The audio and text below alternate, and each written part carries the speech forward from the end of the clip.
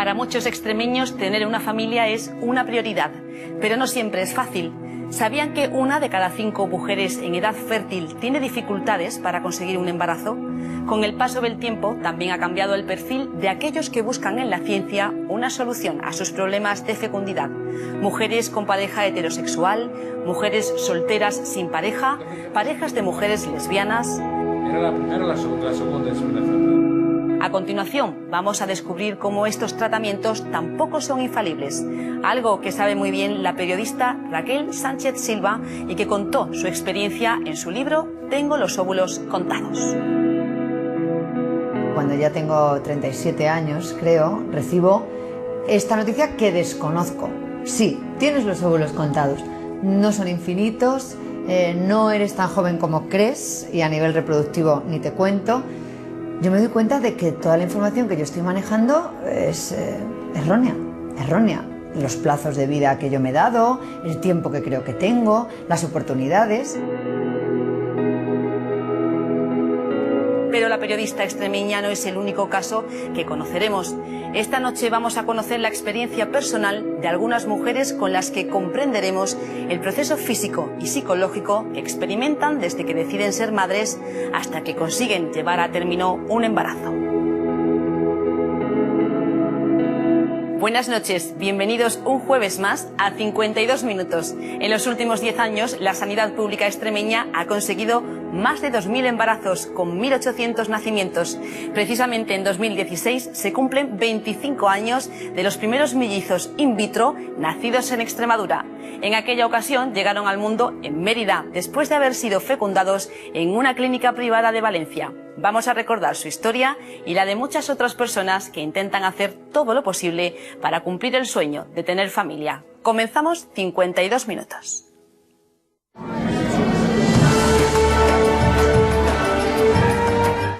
Esto no es una lata, es una oportunidad. Si la reciclas en el contenedor amarillo, tienes una oportunidad de cuidar la plaza donde juegan o de mantener limpio el río de tu ciudad. Y este brick es una oportunidad de respirar aire puro cuando vas a la montaña. Reciclar es una oportunidad, porque el envase que no recicles tú, no lo reciclará nadie. Junta de Extremadura y Ecoembes.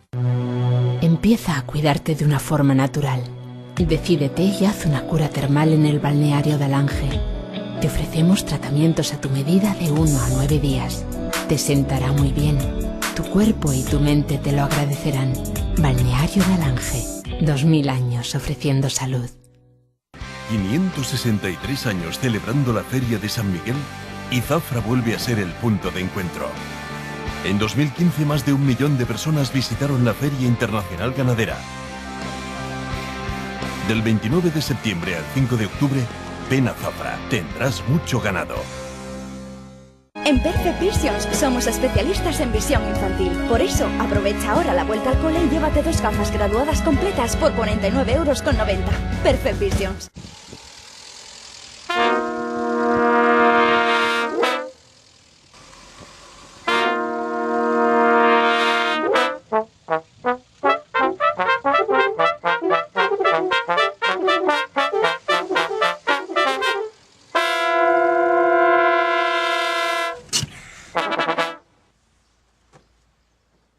¡Anda que!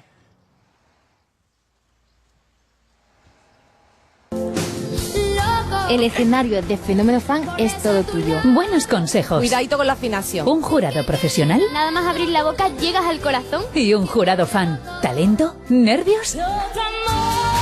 Y mucha emoción. Es que tengo muchas dudas, Jaime. Me estás matando, Merche, de verdad. Si te gusta lo que ves, más te gustará lo que escuches. ¿Cómo cantan, Me da a mí que más de uno va a dar una guerra. ¡Viva Fenómeno Fan! Mañana a las 10 menos 5 en Canal Extremadura. La noche de los jueves en Canal Extremadura tiene nombre de teatros, de museos. ¿Qué pieza escultórica podemos encontrarnos en este museo? En la noche más cultural de la semana, recorremos Extremadura en busca de obras, autores, artistas, espacios. Con éxito de crítica y público. A las 12:30 nos ponemos en escena para explorar el teatro de la región desde todos los puntos de vista. Después tenemos entrada libre para nuestros grandes museos, para participar de una forma diferente de entender el arte. Acompáñanos. Un completo espectáculo con distintos palos. Nos vamos de teatro teatros y museos los jueves a partir de las 12:30 en Canal Extremadura.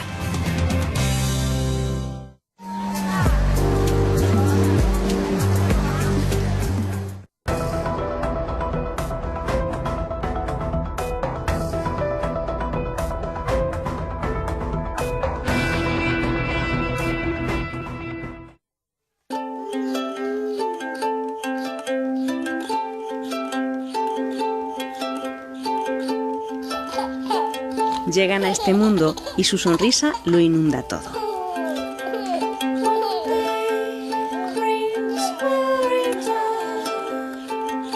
En 2014 en España nacieron más de 420.000 bebés. 3 de cada 100 llegaron gracias a las técnicas de reproducción asistida.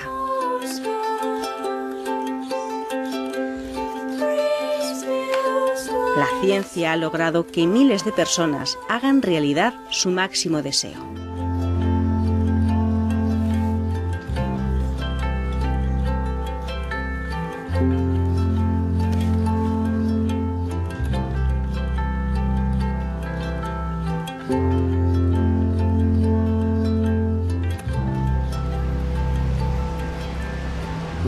Una de cada 5 mujeres tiene dificultades para quedarse embarazada. Son datos de la Sociedad Española de Fertilidad. Esta problemática afecta a más de 1 millón de personas en nuestro país. Las razones son múltiples. Cada vez se consiguen diagnósticos más certeros en el hombre y la mujer para establecer las causas, aunque todos los expertos coinciden en una razón fundamental. El enemigo número 1 de la fertilidad, la patología más relevante siempre a la hora de que las parejas no pueden tener hijos, no es ni la endometriosis ni la oligozoospermia, no, es el carné de identidad. Uno de los motivos es que la mujer, por su incorporación al mundo laboral y por su elección, ha decidido muchas veces tener los hijos más tarde, y este es el factor fundamental que influye en las tasas de infertilidad de la población general. Las españolas son las europeas que tienen su primer hijo más tarde. De media lo hacen cuando ya han superado los 30 y su reserva de óvulos empieza a escasear. Llama la atención que no hay una conciencia social acerca de esto. Cada día recibimos a mujeres de 40, 41, 42 años que vienen pensando que por el hecho de venir a una clínica de reproducción no va a haber problema en conseguir una gestación. Y yo creo que es importante que les expliquemos que las tasas de éxito dependen muchísimo de la edad y sobre todo en ese rango. La periodista Raquel Sánchez Silva refleja esta situación en su última novela. El título alerta de cómo con el tiempo se agotan las posibilidades de ser madre. Yo sobre todo escribo la novela porque yo recibo esta noticia. Cuando voy a ver a un médico, cuando ya tengo 37 años, creo, recibo esta noticia que desconozco. Sí, tienes los óvulos contados. No son infinitos, no eres tan joven como crees y a nivel reproductivo ni te cuento. Yo me doy cuenta de que toda la información que yo estoy manejando es errónea. Los plazos de vida que yo me he dado, el tiempo que creo que tengo, las oportunidades. Y ahí decido, como periodista y también como mujer, contárselo a todas las mujeres, porque me parece tan importante tener esa información clara para tomar decisiones. Y por eso decido este título, un título tan impactante como la verdad, que es que todas las mujeres del mundo tenemos los óvulos contados. ¿Cómo te voy a garantizar? Arremete contra los tabúes establecidos en torno a la maternidad y la reproducción asistida. Creo que las mujeres lo ocultan porque la sociedad estigmatiza una situación que está a la orden del día, y yo pretendo con este libro que todas las mujeres disfruten al 100% de una maternidad que viene de la reproducción asistida. De repente la gente cuenta con una normalidad, incluso a veces es un poco, no te diría violento, ¿no? Pero hay gente que incluso te puede decir en qué noche cree que se quedó embarazada, ¿no? De forma natural, dónde estaba, o sea, entran en algo muy íntimo. Es como, vamos a presumir de la maternidad cuando es natural, y cuando es por reproducción asistida, ¿qué pasa? ¿No es algo que celebrar igual? Primero, yo no pienso que una mujer sea menos mujer por quedarse embarazada por reproducción asistida o por tener, o está cerca de los 40 años y ya no es tan fácil, o tiene cualquier otro tipo de circunstancia que hace que no le sea tan fácil quedarse embarazada. Pero porque la sociedad en sí hace de la madre una heroína, ¿no? O sea, la que es madre es una heroína, la que no es madre es una egoísta y además es una arpía. Esto lo sé porque tengo amigas que no son madres porque no han querido y no pasa nada. La protagonista de la historia es una ginecóloga que aborda con realismo y sinceridad cada caso que llega a su consulta. Por eso es que es una... Todos te dicen, todos los profesionales, que el no existe, pero el aceptar el no es muy complicado, sobre todo cuando ese no vamos a decir que sea definitivo, pero es un no en el que alguien te dice, quizá ya no deberías intentarlo de esta manera, has tenido X ciclos, deberíamos probar otra cosa, donación de gametos, donación de óvulos. Es que todo esto es muy complejo y hay una cosa que interviene que no nos gusta pensar que está ahí, que se llama azar. Hay una parte azarosa en la reproducción, que ni siquiera el médico que más sabe del mundo, el biólogo que más sabe del mundo, sabe por qué a veces sí, por qué a veces no. Con una labor de documentación supervisada por médicos, Sánchez Silva aborda en esta novela la amplia variedad de posibilidades que hoy en día ofrece la reproducción asistida.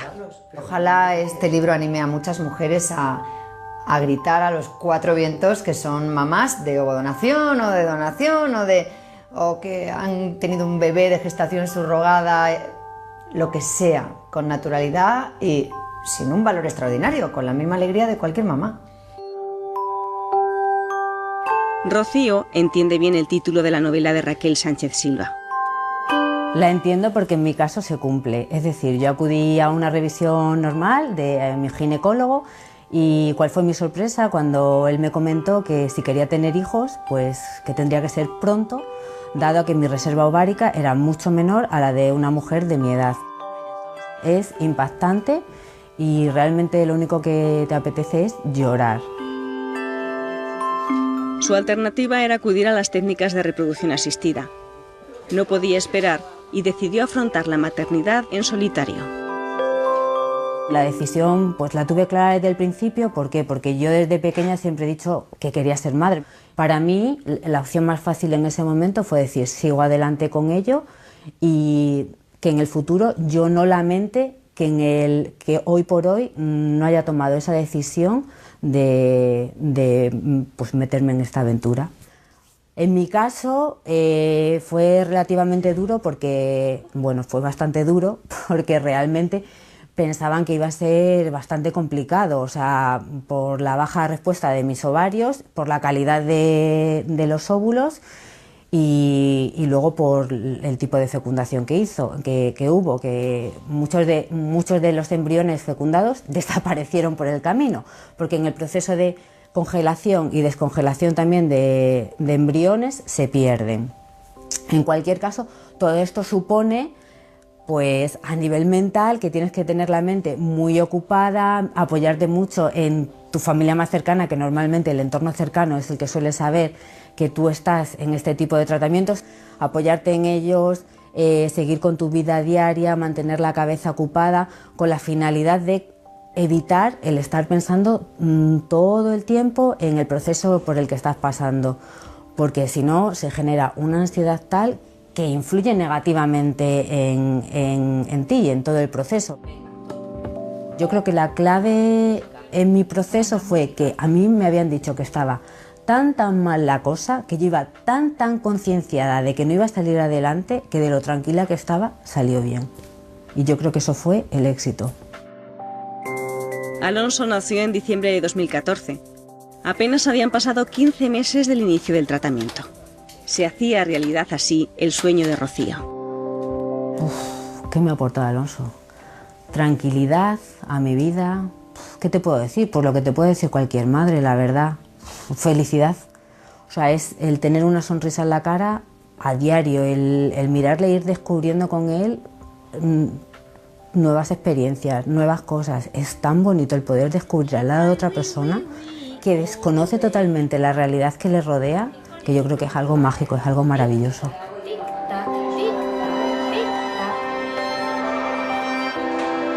Tomás y Lola desempeñan un papel trascendental de apoyo diario a la familia monoparental que ha creado Rocío.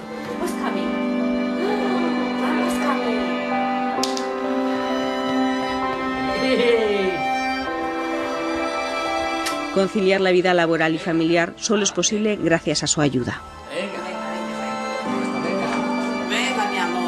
Mis padres hoy por hoy están haciendo una labor fundamental. Yo les digo, no sois abuelos al uso, no malcriéis a vuestro nieto porque no sois abuelos al uso. Al final estáis también incidiendo de alguna manera en la educación del niño. Y realmente tuve su apoyo desde el principio y hoy por hoy son fundamentales y estoy súper agradecida porque sin ellos es que no podría estar haciendo nada de todo esto.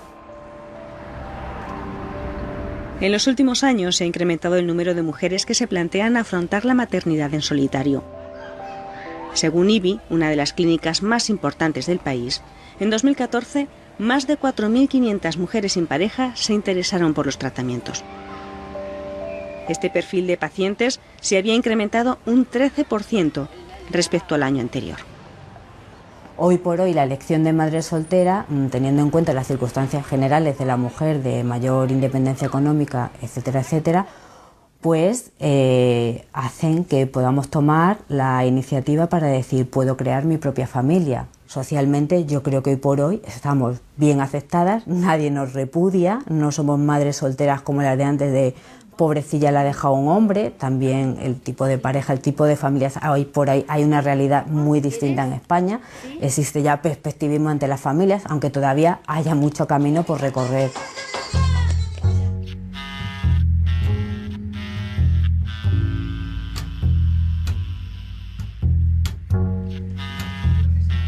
La hemeroteca nos permite recordar la historia de la reproducción asistida en Extremadura.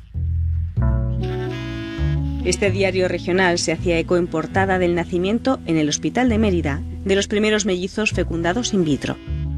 Era enero de 1991. Han pasado 25 años. Carmen y Enrique han crecido en Hornachos. Su padre disfruta recordando cada instante de su infancia, resumida en las fotos de este cuadro. Fueron unos niños muy deseados. Nosotros nos casamos en el año 82, durante un tiempo no queríamos tener niños y cuando fuimos a por ellos nos encontramos con que, no venían. Hicimos una serie de pruebas donde había un problema, quizá el problema era más bien mío. Y entonces nos pusimos, después de hacer las pruebas y ver lo que había, en tratamiento que fue aproximadamente durante 2 años. El tratamiento nos lo hizo el doctor José Navarro en Sevilla, el catedrático de Sevilla, y a los 2 años, o por el tratamiento, cuando ya estaba el problema solucionado, se hizo primero una inseminación artificial, 3 o 4 veces, de las cuales tampoco eso, y ya la única solución que había, parece que por lo que se veía era una esterilidad inmunológica desconocida y optamos por in vitro. Esta técnica, que permite fecundar un ovocito con espermatozoides en laboratorio, era muy reciente. El primer nacimiento se produjo en 1978 en el Reino Unido.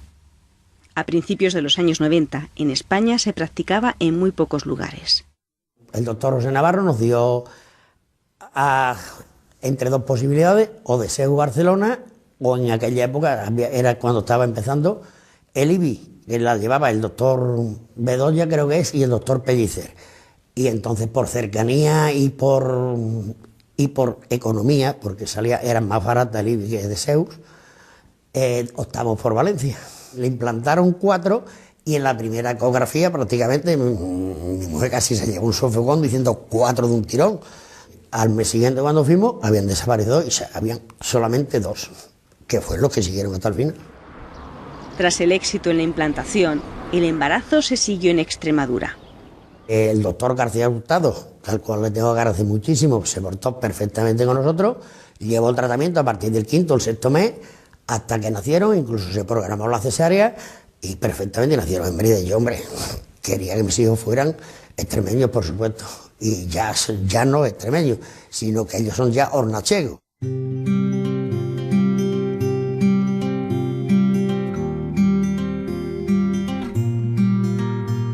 aquello fue una alegría, son muchos años buscándolo y a la primera, como dio el otro, la primera, sí, pues perfectamente.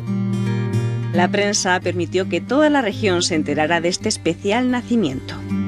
Por los periódicos se enteraría toda Extremadura. Lo que sí es verdad es que los nuestros, desde el minuto uno, nosotros hemos dicho que iban a ser de in vitro. O sea que nosotros en la vida hemos ocultado de que ni hacer paripé ni nada. Hemos dicho que son in vitro, que es una cosa de lo más normal del mundo. Así que estamos hablando de un óvulo y un esperma de mi mujer y mío. No estamos hablando de otra cosa. Estamos hablando de una cosa natural. Natural, que en vez de hacerlo de una forma, se ha hecho de otra. Es la única diferencia que hay, pero por lo demás... Hay que esperar casi una década para que una noticia similar vuelva a saltar a los titulares. Pasa tanto tiempo porque en la región no había un laboratorio adecuado. Nosotros nos planteamos empezar a diseñarlo en el año 1998 así, y ya en el 99 conseguimos montar el primer laboratorio y conseguimos el primer embarazo. Ese primer embarazo no acabó en un recién nacido, acabó en un aborto, y posteriormente en enero del 2000 se consiguió el primer embarazo, que finalmente acabó en un niño en octubre del 2000. La foto ilustra la noticia y muestra, además, el equipo fundador del IERA, el Instituto Extremeño de Reproducción Asistida. El doctor González Carrera ya hacía los tratamientos de reproducción en la Seguridad Social y yo hice la residencia aquí con él y nos gustaba mucho la esterilidad. En aquella época el doctor Santiago Álvarez, que era el biólogo, que hoy es el director científico de la clínica, pues fue el biólogo que comenzó con nosotros el montaje del equipo. Y ahí empezamos los tres, hicimos una sociedad y antes, mientras estábamos haciendo una clínica específica de fertilización in vitro, empezamos a trabajar ya en la clínica que tenía el doctor González Carrera y allí en un espacio bastante pequeño, en 4 o 5 metros, montamos el primer laboratorio y ahí arrancamos y ahí conseguimos el primer niño. Fue una época intensa porque tienes muchas dudas de si estás haciendo todo bien, todo el día revisando que los protocolos están bien diseñados, todo el día visitando otros centros para ver que estamos cometiendo errores, pero bueno, finalmente así llegó.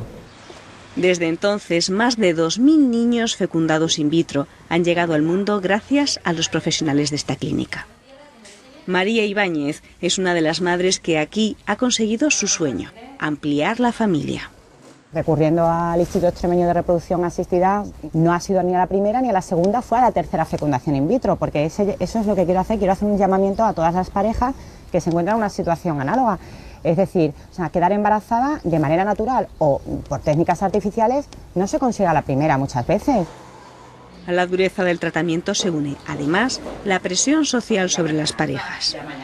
Presiona una barbaridad y yo parto de la base que mi objetivo, que era ampliar mi familia y tener un segundo hijo, yo contaba con la ventaja que ya tenía un primer hijo, pero no me quiero ni imaginar lo que sufren aquellas parejas que están intentando tener un bebé y por parte de la sociedad, amigos, familia, bueno, ¿y para cuándo? Emocionalmente pues es agotador porque es un desgaste, se convierte en el centro de tu vida y por tanto pues el tratamiento también se convierte pues en tu actividad primordial. Hojeando fotos de sus pequeños, recuerda cómo vivió el embarazo y el día del parto. Cuando ya me quedé embarazada, pues por esos temores que tienes después de 10 años, consigues un embarazo y decidí, bueno, pues parar de tener toda mi vida y dedicarme a cuidarme para ampliar mi familia y para darle ese bebé también, no solamente a mí, sino a mi hija y a mi marido. Cuando tuve al niño, al bebé, les pedí por favor que se lo enseñaran a Lola y Lola lloraba, bueno, loca de emoción. Si cabe, fue más emocionante ver a Lola que propiamente lo que es el nacimiento. Y cuando ya subí a la habitación y me encontré con mi marido y con mis hijos, pues el momento más feliz. Miles de extremeños han recurrido a esta clínica privada. Aquí tienen acceso a todas las técnicas de reproducción asistida y a los últimos avances, como el embrioscope, que permite ver la evolución de los embriones. Esta secuencia de vídeo ayuda a seleccionar los mejores antes de transferirlos al útero de la mujer. Aquí también se preservan ovocitos para posponer la maternidad. Es una alternativa no exenta de controversia a la que optan algunas mujeres en todo el mundo.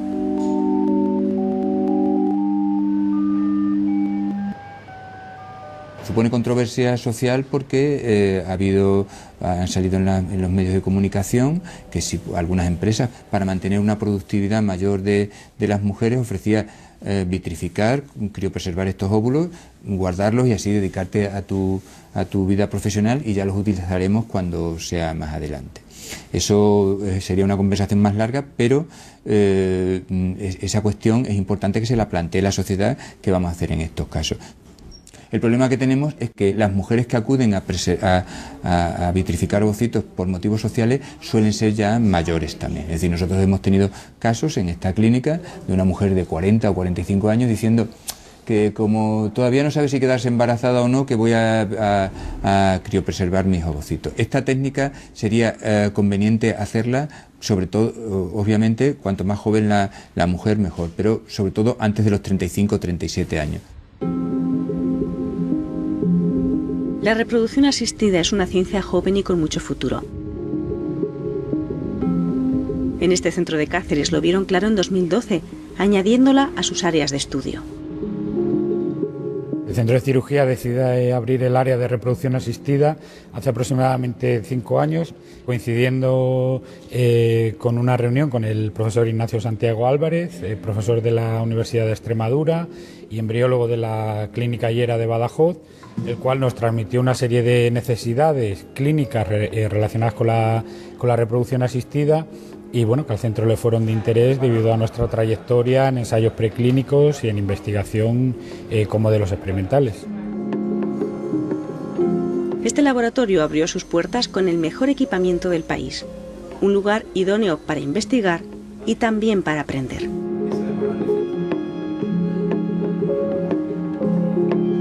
Lo que quisimos es crear un aula de formación clínica y también un laboratorio de investigación relacionado con la reproducción asistida.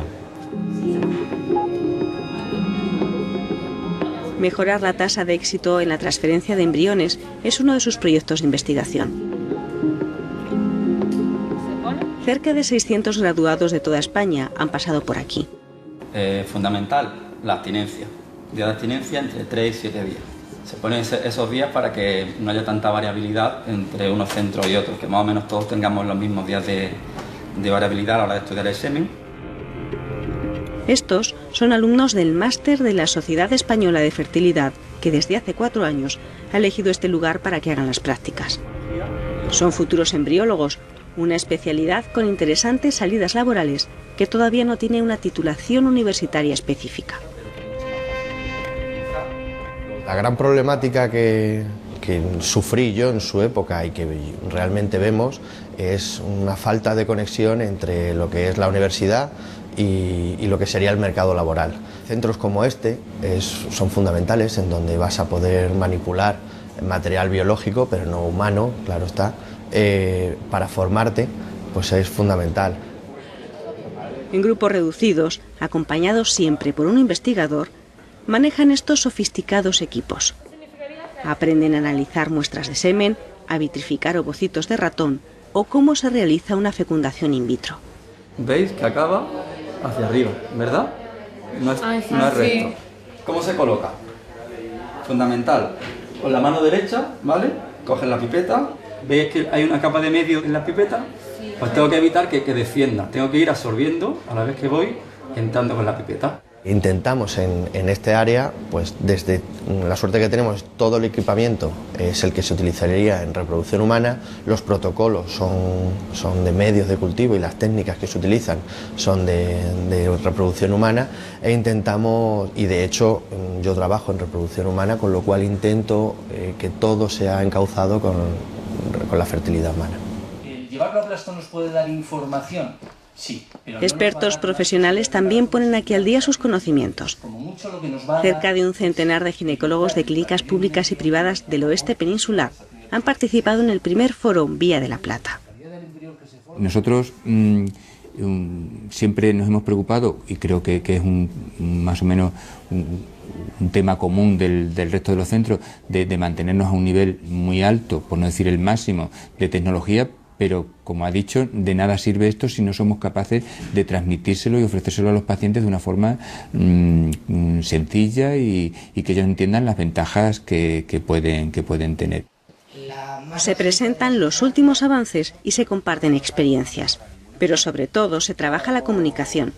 Los médicos también se hacen pasar por pacientes y presentan casos clínicos reales que se abordan ante el foro de profesionales. Nuestro problema es que yo ya he estado embarazada 5 veces, pero no tengo ningún niño, he abortado todas las veces. Entonces yo, la única esperanza que tengo es ese embrión. Yo ya no voy a hacer a partir de ahora ninguna... Claro, yo es que físicamente no puedo, psicológicamente no, económicamente es que ya... Es que esto es lo la última, Cari.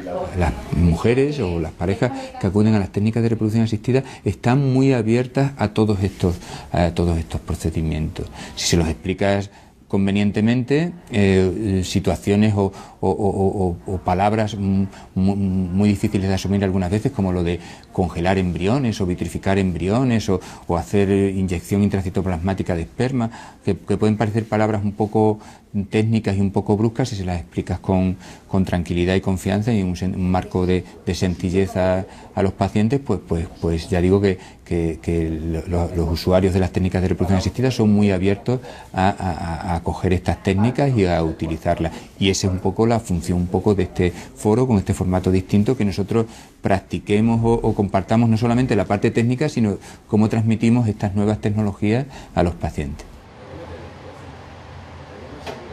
Cada vez más personas recurren a estas técnicas. Según la Sociedad Española de Fertilidad, en España en 2013 se hicieron más de 26.000 transferencias de fecundación in vitro y cerca de 30.000 inseminaciones artificiales. Pero, ¿cuánto cuesta? Es difícil de precisar. Todos evitan decir cifras ante la cámara. Depende además de la edad de la paciente, el tipo de tratamiento y el número de intentos que se necesiten. Las clínicas tienen diferentes precios. Incluso hacen descuentos. Las tarifas oscilan entre los 800 euros de una inseminación artificial a los 7.500 de una fecundación con diagnóstico genético preimplantacional. A la vista de las cifras, la reproducción asistida es un negocio próspero. Según ADECES, en los últimos 5 años el número de centros dedicados a reproducción asistida se ha incrementado un 28% en toda España. Esta imagen de atención integral al paciente contrasta con otra corriente que se ha puesto de moda en Internet. Tú puedes comprar esperma y que te viene de bancos en Europa y te llega a casa al día siguiente con tu cánula y tus instrucciones para inseminarte en casa.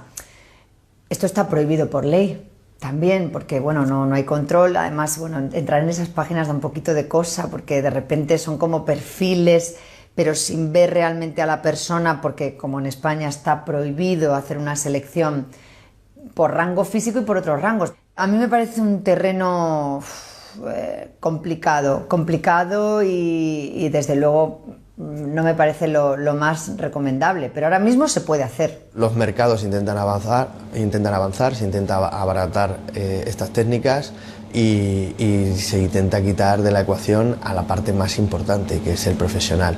Lo que ocurre es que las grandes multinacionales, en cuanto ven un nicho de mercado, intentan ocuparlo. A veces nos preguntamos si no se están corriendo riesgos innecesarios, cuando existe una manera de controlar muy fácilmente con cuántos óvulos está ovulando una mujer, qué riesgo tiene de embarazo múltiple, si es adecuado el momento de realizarlo, y creo que probablemente la medicina de este tipo tiene una tasa de éxito bastante baja y seguramente algunos riesgos no conocidos por las usuarias, con lo cual no estamos en contra de ninguna de las técnicas, pero probablemente la mujer debería buscarse un profesional de estas técnicas que le aconseje y que le oriente, y seguramente todo puede caber. La sanidad pública en Extremadura ofrece todos los tratamientos de reproducción asistida desde hace solo 10 años, cuando se creó el SES. El médico que puso en marcha este centro recuerda cómo era la situación. Terrible porque ya con la descentralización del sistema público y las distintas autonomías no nos metían enfermos en ningún sitio. La lista de espera era interminable. Se estaban produciendo situaciones de inequidad entre las distintas comunidades autónomas. Y fue entonces por lo que decidimos, de forma ordenada y de forma planificada, poner en marcha un centro que formaba parte del Hospital Materno-Infantil del Complejo Hospitalario Universitario de Badajoz, pero con una vocación de servicio a toda la región. El doctor García Malpartida recuerda cómo el gerente Martín Caballero le propuso el proyecto. Me pidió que aceptase la dirección del materno infantil con el propósito de crear un centro de reproducción público de reproducción para toda Extremadura. Acepté el reto, tuvimos que dar muchos pasos antes de liberar el espacio en el que nos encontramos ahora, que es el centro de reproducción. Nos llamó el entonces consejero de Sanidad, Guillermo Fernández Vara, y nos dijo que había sobrado un dinero en el Consejo de Gobierno de la Consejería de Fomento y que se iba a repartir entre las distintas consejerías que tuvieran proyectos que pudieran ser aceptables. Efectivamente, nosotros teníamos la memoria del proyecto hecha y entregamos el proyecto y en 48 horas se nos concedió y pudimos comprar los equipos, pero no teníamos dónde instalarlos porque no había obra. Y estuvieron los equipos 2 años encerrados en un sótano hasta que pudimos abrir.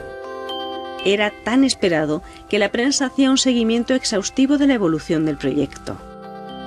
A la hora de elegir el equipo, dentro de las personas que pidieron venirse aquí, buscamos personas que tuvieran empatía, es decir, que hubieran sufrido, si no la enfermedad, por lo menos sus consecuencias, ¿vale? Y bueno, pues dentro del equipo inicial y de los que estamos ahora, pues hayamos sido muchos antes enfermos, antes que profesionales de la reproducción. Yo estoy aquí, entre otras cosas, porque he sido paciente de reproducción en otro centro privado, porque hace 16 años que tienen mis hijos, esto no estaba abierto.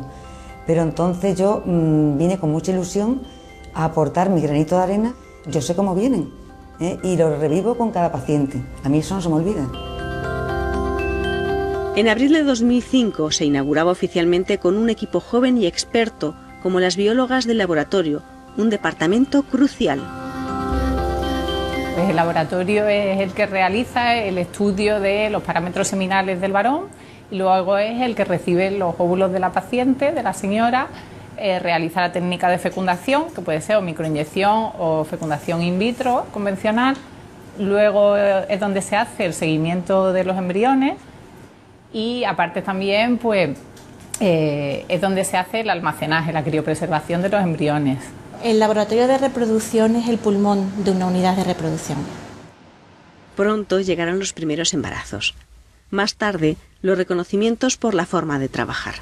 Diseñamos este modelo de gestión que nos permitió, con muy poquitos recursos, es decir, con solamente 2 consultas, hacer el mismo número de tratamientos que otros centros del país en los que están 6, 7 ginecólogos. Y el resultado fue muy satisfactorio. Conseguimos tener una lista de 3 meses y algo. Y el Defensor del Pueblo nos eligió el mejor centro del país precisamente por este modelo de gestión que nos permitía ser muy eficientes en los tratamientos. En 2006 se produjeron los primeros nacimientos. Este rincón es un símbolo de gratitud. Más de 1.900 extremeños han nacido gracias a los profesionales de este lugar. Para un biólogo, como es mi caso, tener un trabajo que tenga una aplicación clínica tan clara como que venga a verte un niño con nombres y apellidos es un sueño. Y yo, gracias a Dios, lo vivo desde hace muchos años. Buenos días. Este es un centro de referencia para la región. Ana Belén es una de las 9.000 mujeres que durante esta década ha sido atendida aquí. Llegó por primera vez en 2013. Hoy viene a pasar un control de su embarazo. Sufre endometriosis, una de las enfermedades que más repercute en la fertilidad. Aparentemente mi útero era normal cuando yo vine al principio, pero a base de hacerme las inseminaciones, de estar tomando todas las hormonas y demás, pues aquello despertó. Me dijeron que la solución para mejorar la enfermedad y además para conseguir a lo que yo había venido al centro de reproducción era el embarazo, era lo mejor. Y nada, empezamos pues con los ciclos de fecundación in vitro. Se programó la punción ovárica, se me extrajeron los ovocitos, se fecundaron y pusimos un embrión en fresco, pero no quiso quedarse. Y congelamos otro y ese, al cabo de 2 menstruaciones, se colocó y ese es el que hoy en día está aquí conmigo. Mira, María, ya se va notando. Ya se te va notando, ¿eh? Sí, sí. Durante estos 3 años, su caso ha sido especialmente delicado, con varios ingresos hospitalarios. Pero si me tengo que venir a las 10. Yo me he sentido muy arropada por todo el equipo. El papel que juegan es fundamental. O sea, si ellas no fueran así, esto no sería posible. Al final llegaría un momento en el que no seríamos capaces de continuar con el proceso porque es duro. Las mujeres lo pasamos muy mal y creo que es duro. Me ve la semana que viene. Mis compañeros y yo, la verdad, cada uno, muchos lo han vivido, otros no, pero intentamos dar al máximo. No solamente lo técnico, sino también lo emocional y ayudar, vamos al lado de los pacientes. Yo siempre digo a ellos, no vamos ni delante ni detrás, al lado vuestro, para lo que necesitéis. El perfil de pacientes apenas ha variado desde que Cera abrió sus puertas. En principio hay un grupo de pacientes que han retrasado su maternidad por motivos laborales.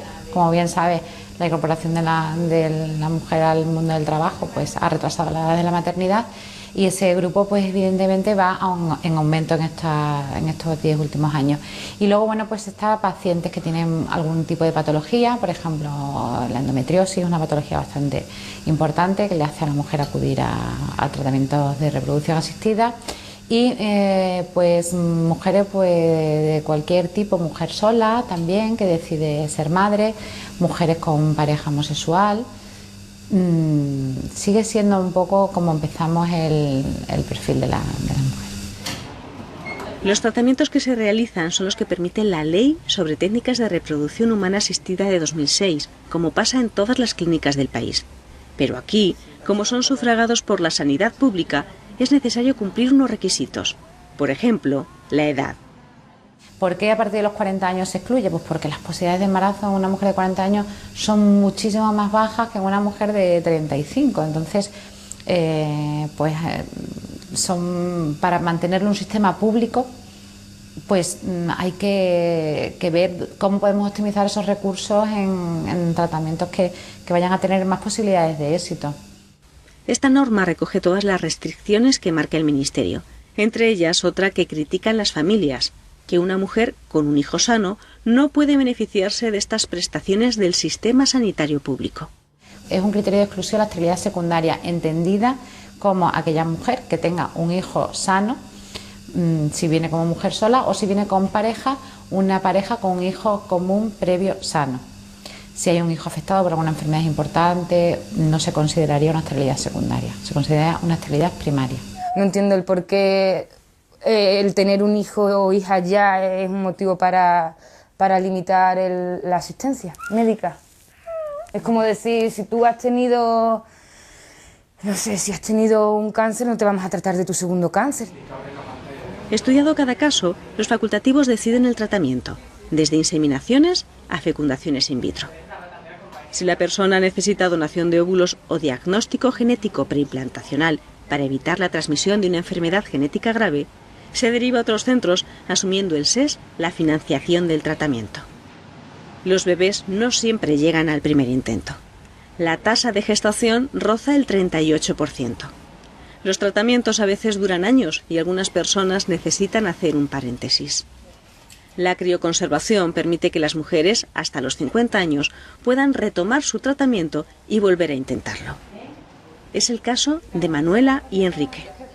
Ahora mismo estamos en un momento muy bonito porque hace un mes me han vuelto a transferir 2 embriones congelados y esta vez parece que está ahí con fuerza. Tenemos un embrión que ha agarrado y tiene ya latido a pesar de estar de muy poco tiempo, así que estamos muy contentos. El apoyo de la pareja es crucial en todo el proceso.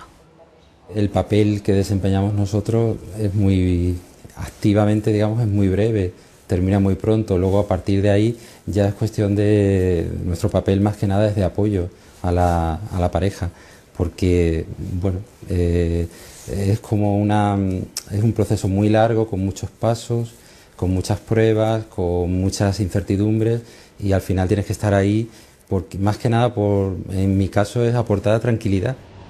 El Centro Extremeño de Reproducción Humana Asistida también preserva de la fertilidad a pacientes de cáncer. Mujeres o hombres que van a tener un tratamiento gonadotóxico, una quimioterapia, por ejemplo, fuerte que vaya a impedir que su vida reproductiva ocurra con normalidad en el futuro, pues lo que hacemos es preservar sus gametos, es decir, ovocitos en caso de mujeres o espermatozoides en caso de hombres.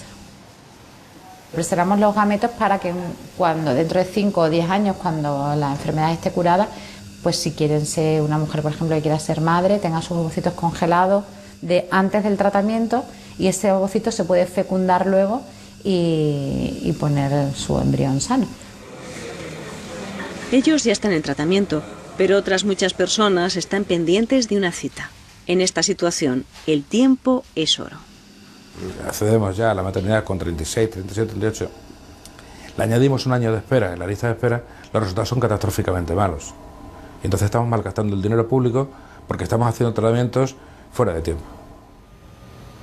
Cuando hablamos de lista de espera, todas las miradas se centran en este despacho.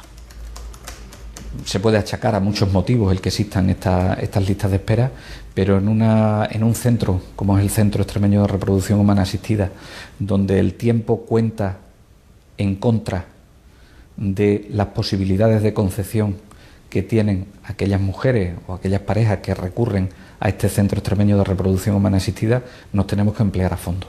Ahora mismo el Servicio Extremeño de Salud está efectivamente preocupado por ese incremento de las listas de espera que hemos tenido en los últimos años, que se ha ido provocando a lo largo de los últimos años, y estamos acometiendo una serie de reformas con respecto a las listas de espera del Centro Extremeño de Reproducción Humana Asistida, que incluyen, entre otras cosas, cambio en la determinada organización de las diferentes prestaciones que se ofrecen en el centro, donde se tenga cada vez más información y donde también permitamos que las consultas o que los procedimientos que se realizan dentro del Centro Extremeño de Reproducción Humana Asistida sean considerados como de alta resolución. Es decir, que no tengamos que esperar entre las diferentes fases que tiene un procedimiento. Nuestro compromiso es que ese centro es un ejemplo de lo que no se debe cerrar en vacaciones. El coste de los tratamientos es otro de los aspectos que más controversias plantea. Todo relativo. Una de las técnicas más caras que financia el SES, la fecundación in vitro con donación de gametos, cuesta 5.000 euros. Un trasplante de hígado cuesta 11 veces más. El problema es la conciencia social que hay. Los administradores sanitarios y la población en general tienen la conciencia de que esto es caro porque no hay cobertura, no ha habido cobertura pública. El 90% de la reproducción que se hace en España está en centros privados y no lo cubren las compañías aseguradoras. Entonces, si a la población le dicen, mire usted que usted no tiene reproducción, que se va a hacer uno en la vida, la señora, es más barato que lo que gasto yo, que soy diabético, en un año, no es tan caro. En una región como la nuestra, que dentro de la Unión Europea, España es uno de los países más envejecidos, y dentro de España, Extremadura es una de las regiones más envejecidas, el tener unas tasas de natalidad adecuadas suponen un retorno no solo económico, sino social, muy importante. El 4% de las personas que acuden al centro son parejas homosexuales o mujeres solteras. Entonces usted es positivo, ¿verdad? Sí, positivo. Muy bien. ¿Era la primera o la segunda inseminación, verdad? Siempre se les ha atendido, pero el último decreto les preocupa. Tenemos un decreto encima de la mesa que está en vigor, que literalmente excluye a aquellas mujeres que no tengan patología, que no hayan mantenido coito vaginal durante 12 meses, y eso es discriminatorio y además creemos que va contra la norma. Nunca ha estado excluida de la reproducción asistida, de la ley. Otra cosa es las prestaciones que la sanidad pública va a dar, que tiene que concentrar los recursos que tiene, que como sabemos, pues bueno, pues pueden ser escasos en unos momentos dados, aunque sea un poquito más amplio, pero tiene que concentrar los recursos que tiene en una serie de parejas y se toman una serie de decisiones a nivel del Ministerio y además aconsejados por comités de expertos en reproducción asistida. Mientras nosotros gobernemos, no. Haremos una interpretación ambiguamente constructiva del decreto para que ninguna mujer, por cuestiones de ideología, de creencia, de orientación sexual, tenga que renunciar a las técnicas de reproducción humana asistida. En marzo de 2015, la Asamblea de Extremadura aprobó la Ley de Igualdad Social de lesbianas, gays, bisexuales, transgéneros, transexuales e intersexuales. Una norma histórica.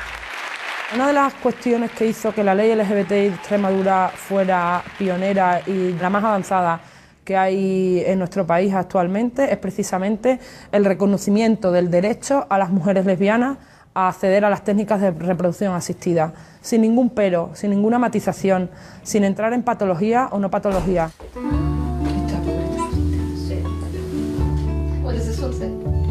María y Laura han colmado su deseo de tener familia. Lía y May son el centro de su vida. Con ellas al lado es más fácil recordar el proceso. Pues nos ha costado un par de años, nos han costado 2 o 3 años si contamos a las 2 niñas. Anímicamente ha costado mucho esfuerzo y luego económicamente en la Seguridad Social lo único que nos hacen abonar es la muestra de semen, con lo cual el gasto económico tampoco ha sido excesivo, pero sí que es cierto que anímicamente es un proceso largo, es un proceso que cuesta.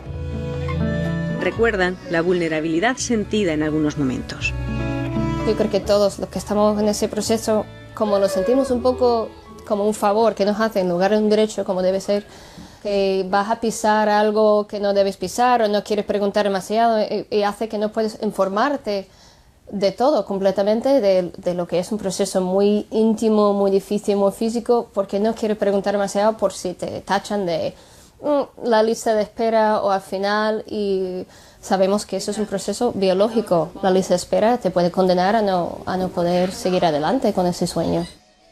Su deseo era gestar una el óvulo fecundado de la otra. Es el método ROPA que la ley permite. La respuesta que tuvimos a ROPA, y solo nos interesaba ROPA porque yo soy norteamericana y sabíamos de las perspectivas norteamericanas se le iba a conceder con más facilidad, si se iba a conceder la nacionalidad a nuestra hija. Y por eso lo investigamos. Y desde la parte pública, aunque se había dicho previamente que sí, se iba a contemplar o se iba a dispensar, nos dijeron que no era posible. Entonces eso nos ha confundido un poco de por qué no, porque realmente es una donación de óvulos que ya se hace, es un proceso que ya se hace para parejas heterosexuales. La diferencia es que la donación es entre pareja, una pareja casada. En el día a día, con sus niñas, sienten un trato diferente. No es discriminación, pero tienes que hacer mucha pedagogía, sobre todo con sanitarios médicos, con personal médico, porque asumen, y el problema que tiene la sociedad es que asume que hay una pareja masculina, asume que hay un padre, y son cosas sencillas como cambiar el lenguaje, como cambiar los formularios. Tenemos que explicar muchas veces que no hay un padre, que hay un donante. Igual que tú donas sangre, pues hay personas que donan semen y esa persona no tiene ni más ni menos importancia para nosotras, es una cuestión simplemente anecdótica. En Extremadura hay decenas de familias como la suya. Casi un centenar de personas se han reunido en el encuentro anual que realizan. Para los niños es una auténtica fiesta. Sí que lo viven con entusiasmo, pero sobre todo como una necesidad, ¿no? Una necesidad de encontrarse con sus iguales, con quien compartir, pues experiencias comunes desde los más pequeños, donde para ellos es todo un logro encontrarse con otros niños que tengan 2 mamás o también 2 papás, como en tema de ocio, no tener que sentir cuestionados o sentir que su familia es la minoritaria. Siempre es una fiesta y es importante este tipo de eventos. Lo que nos une a todas las familias que aquí estamos es el deseo por ser madres y padres. Y para llegar a tener familias lo hacemos de diversas formas.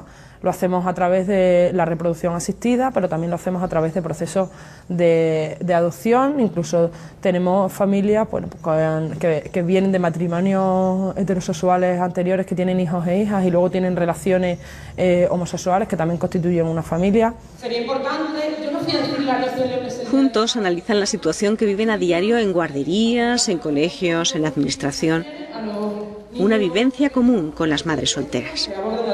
La realidad familiar está cambiando y yo creo que falta mucho todavía para tomar conciencia de que puede haber 2 papás con niños o 2 mamás con niños o una sola mamá, un solo papá y no la familia tradicional al uso, y que se celebre, por ejemplo, el Día de la Familia en lugar del Día del Padre o de la Madre, que no dejan de ser meros días comerciales. Las técnicas de reproducción asistida han ayudado a miles de personas. Otras Las que necesitan recurrir a la gestación subrogada, los llamados vientres de alquiler, están a la espera de que en España sea legal. Hay que destacar, por ejemplo, las parejas de hombres, de dos chicos que tienen derecho también a familia y no están cubiertos, no están pensados en esa asistencia.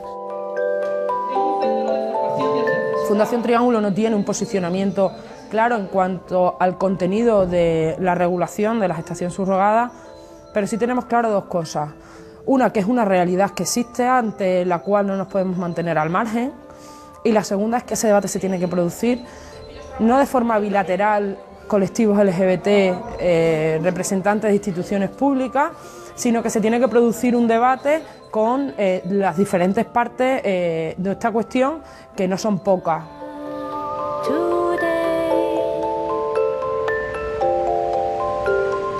Yo creo que hay demasiados temas que la sociedad está pidiendo a gritos que se regulen y que por lo menos que haya un debate social. Entrar a opinar sobre temas de bioética me parece que a mí no me corresponde y le corresponde a los profesionales. Pero si hay un montón de gente en España, por ejemplo, que se está marchando a otro país como Estados Unidos porque es la zona más segura, pero hay gente que lo está haciendo en México, en Tailandia, a veces con resultados que no son los mejores. Hay gente que de repente no se puede traer a sus hijos del lugar en el que ha podido llevar a cabo una gestación subrogada. Casos de personas que son estafadas. Y al final, si esa necesidad es una necesidad social, yo creo que como mínimo debe haber un debate que el gobierno debe iniciar, por lo menos para regularlo. Lo que ocurre es que es un tema tan polémico que nadie quiere entrar a ese debate.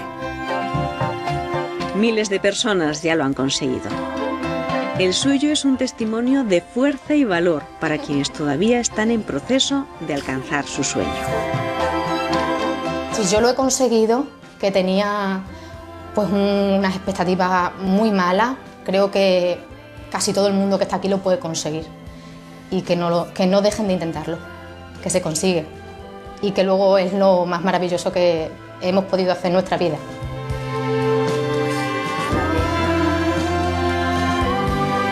Tengan ánimo porque se consiguen las cosas, o sea, independientemente del diagnóstico que tengan, con el tiempo y con paciencia se consiguen las cosas y sobre todo mucha tranquilidad.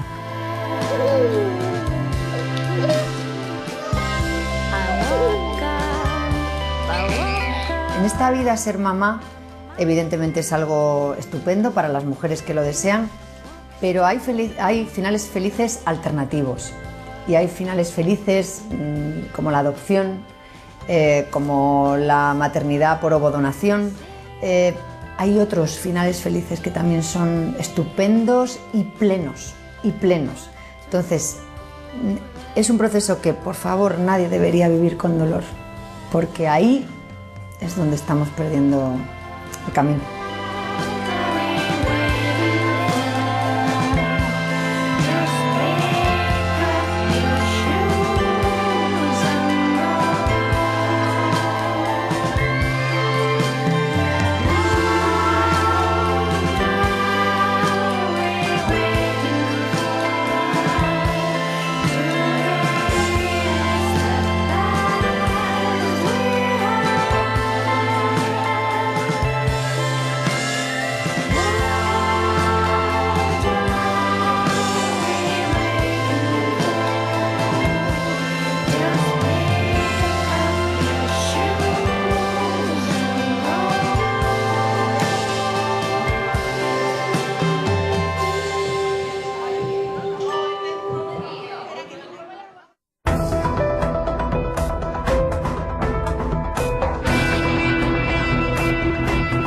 La próxima semana, en 52 minutos, nos vamos a poner el mandil para preparar uno de los platos más populares de nuestra gastronomía, la tortilla de patatas. Y es que el Consejo Superior de Investigaciones Científicas sitúa el origen de esta receta en Extremadura, concretamente en Villanueva de la Serena. Descubriremos la curiosa, interesante y desconocida historia de cómo nació la tortilla de patatas en 7 días, en 52 minutos.